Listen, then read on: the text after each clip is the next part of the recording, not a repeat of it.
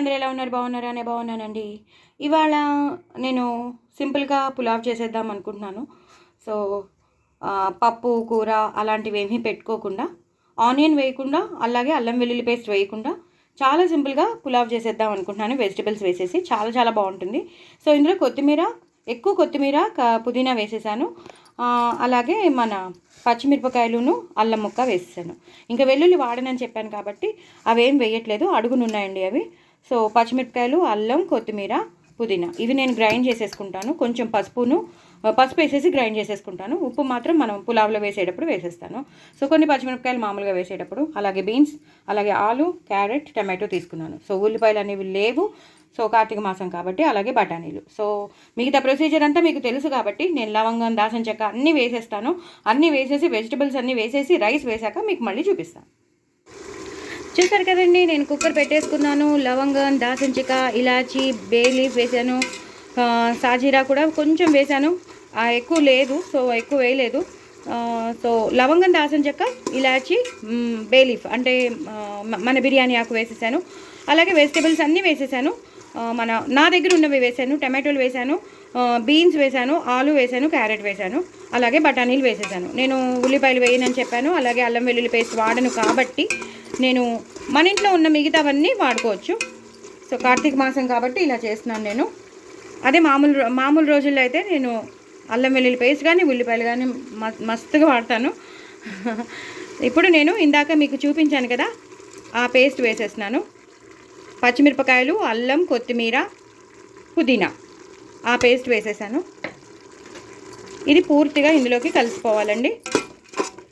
ఈ మసాలా అంతా మనం ఏదైతే వేసామో ఈ మసాలాతో పాటు ఇవి బాగా ఉడకాలి. ఒక 2 నిమిషాలు, 2-3 నిమిషాలు ఉడికాక అప్పుడు మనం బియ్యం వేద్దాం.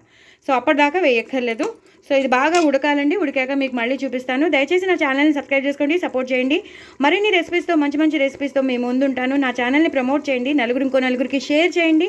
పక్కనున్న గంట సింబల్ని టబీమని కొట్టండి. నా వాయిస్ ఓవర్ కనుక మీకు నచ్చినట్టయితే ఒక్కసారి కామెంట్ బాక్స్లో పెట్టండి. అలాగే లైక్స్ కూడా ఇవ్వండి, నా వ్యూస్ పెంచండి, సబ్స్క్రైబర్స్ని పెంచండి. లాంగ్ వీడియోస్ని స్కిప్ చేయకుండా చూడండి, సో దట్ నాకు కూడా ఉపయోగపడుతుంది. ఈజీగా ఇంట్లో మన ఇంట్లో ఉన్న వాటితోనే ఎలా చేసేసుకోవచ్చో నేను చాలా చూపిస్తున్నాను. అలాగే నాస్టాలజిక్ మెమరీస్ కూడా నేను మీకు అన్నీ తీసుకొస్తున్నాను కాబట్టి దయచేసి నాకు సపోర్ట్ చేయండి. సో ఇది ఒక్కసారి ఉడకాలండి. ఆ మసాలా అంతా బాగా పచ్చివాసన పోవాలి. ప్లస్ ఆ మసాలాలో ఈ కూర ముక్కలు ఉడికాక మీకు మళ్ళీ చూపిస్తాను. చూసారు కదండి, నేను బియ్యం కూడా వేసేసుకున్నాను. శుభ్రంగా కింద మీద అంతా కలిపేశాను. కింద నుంచి పైకి, పైనుంచి కిందకి మొత్తం అంతా కలిపేశాను. సో దట్ మొత్తం అంతా ఆ పేస్ట్ మనం వేసాం కదా అంతా కలిసిపోవాలని. నేను ఆల్రెడీ ఉప్పు కూడా వేసేసుకున్నానండి, తగినంత ఉప్పు వేసేసుకున్నాను. నూనెలోని నెయ్యి కూడా వేసి, ఇందాక పోపు వేసేటప్పుడు అంటే లవంగం, దాల్చిన చెక్క వేసేటప్పుడు మనం నూనె వేస్తాం కదా, నూనెలో వేసినప్పుడు నేను ఒక 1 స్పూన్ నెయ్యి కూడా వేసేసాను. సో అన్నీ సిస్టమేటిక్గా అన్నీ వేసేసాను. ఇందులో మనకి లేనివి ఏంటంటే ఉల్లిపాయలు, అల్లం వెల్లుల్లి పేస్ట్ తప్ప మిగతావన్నీ మనం వేసుకోవచ్చు. లవంగం కానీ, దాల్చిన చెక్క కానీ, మిరియాలు కానీ మీ ఇష్టం. మీరు ఏదైతే బిర్యానీలో వేసుకోవాలనుకుంటున్నారో, పులావ్లో వేసుకోవాలనుకుంటున్నారో అవి వేసేసుకోవచ్చు. సో ఆ పేస్ట్ కూడా వేసేసానండి. సో పచ్చిమిరపకాయలు ఎన్ని పడాలో అన్నీ పడ్డాయి. సో కారం సరిపోతుంది, ఉప్పు కూడా సరిపోతుంది. ఇప్పుడు నేను కొలిచి పెట్టుకున్న వాటర్ వేసేస్తాను. నేను ఒక 5 గ్లాసులు తీసుకున్నాను కాబట్టి నేను దానికి తగ్గట్టుగా నీళ్లు తీసుకుని వేసేసాను. చాలా ఈజీగా. మనం ఉల్లిపాయలు ఉండాలని రూల్ లేదండి, అలాగే అల్లం వెల్లుల్లి పేస్ట్ ఉండాలని రూల్ లేదు. మనం ఇలా కూడా పులావ్ చేసేసుకుని టేస్టీగా మనం కార్తీక మాసంలో తినేయచ్చు. అయ్యో కార్తీక మాసం కదా మనం చేసుకోలేమేమో అనుకోకర్లేదు, చక్కగా ఇలా చేసేసుకోవచ్చు. చాలా టేస్టీగా ఉంటుంది. ఇప్పుడు మనం కొంచెం గరం మసాలా పైనుంచి వేసేద్దాం. ఈ గరం మసాలా పైనుంచి వేసేసి ఇలా పూర్తిగా కలిపేసుకోవాలి. సో దట్ మొత్తం అన్నిటికీ పట్టేస్తుంది. మనం వేసిన కూర ముక్కలకి, రైస్కి అంతటికీ పట్టేస్తుంది. ఎందుకంటే మనం వేసింది ఈ వాటర్ వేసాం కదా. సో బాగా మరిగాక సూపర్బ్ ఉంటుంది, చాలా బాగుంటుంది. సో లాస్ట్లో కొత్తిమీర, అలాగే పుదీనా. ఎక్కువ పుదీనా వేసుకోవాలి, ఎక్కువ కొత్తిమీర వేసుకోవాలి, అప్పుడే టేస్ట్గా ఉంటుంది పులావ్ అన్నా ఏదైనా. అలాగే లాస్ట్లో ఒకసారి 1 స్పూన్ నెయ్యి వేసేసుకోండి. ఒకసారి ఇలాగా కలిపేసుకోండి. అయిపోయిందండి పులావ్. నేను పూర్తిగా అయ్యాక మీకు మళ్ళీ చూపిస్తాను. ఇప్పుడు మూత పెట్టేసుకుంటాను, కుక్కర్ మూత పూర్తిగా రెడీ అయిపోయాక మీకు మళ్ళీ చూపిస్తాను. చూసారు కదండి ఎంత బాగా పువ్వులా ఉడికిపోయిందో, చాలా బాగా ఉడికిపోయింది.